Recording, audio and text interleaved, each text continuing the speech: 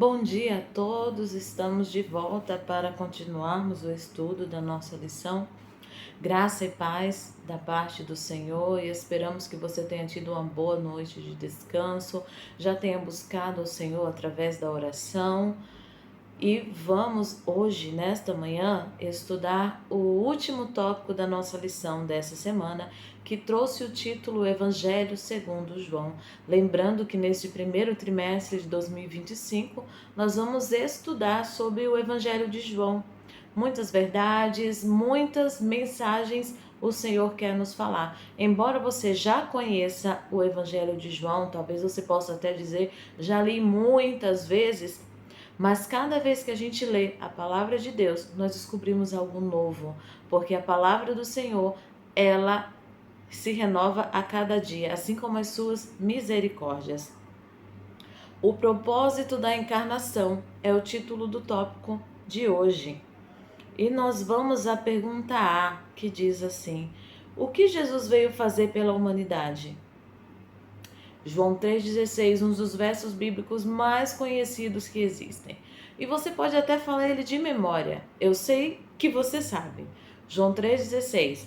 Porque Deus amou o mundo de tal maneira que deu seu Filho unigênito, para que todo aquele que nele crê não pereça, mas tenha a vida eterna. E agora o verso 17.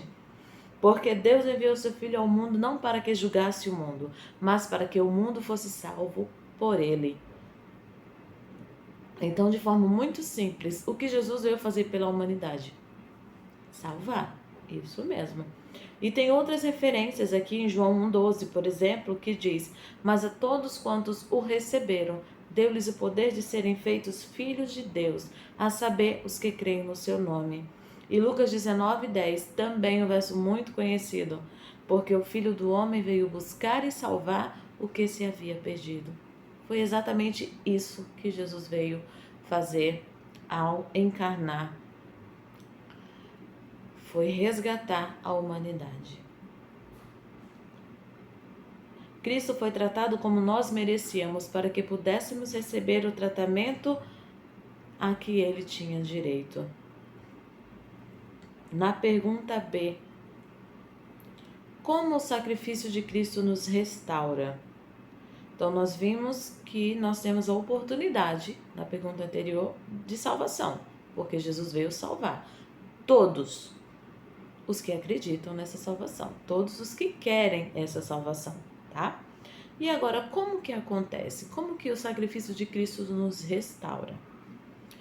Temos o texto de Gálatas 4, 5 a 7, que eu vou ler agora, e depois o texto de Hebreus. Então, vamos ao Gálatas. Para remir os que estavam debaixo da lei, a fim de recebermos a adoção de filhos. E porque sois filhos, Deus enviou aos vossos corações o Espírito de seu Filho, que clama: Abba, Pai. Assim que já não és mais servo, mas filho. E se és filho, és também herdeiro de Deus por Cristo. Agora em Hebreus 2,10.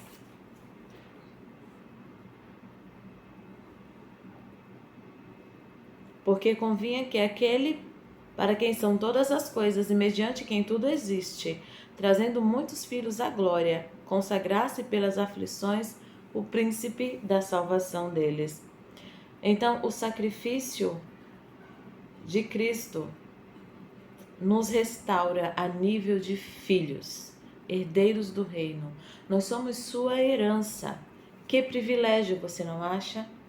De pobres pecadores, perdidos, indignos, o seu sacrifício, o Senhor nos restaura a filhos do Rei, a herdeiros deste reino eterno.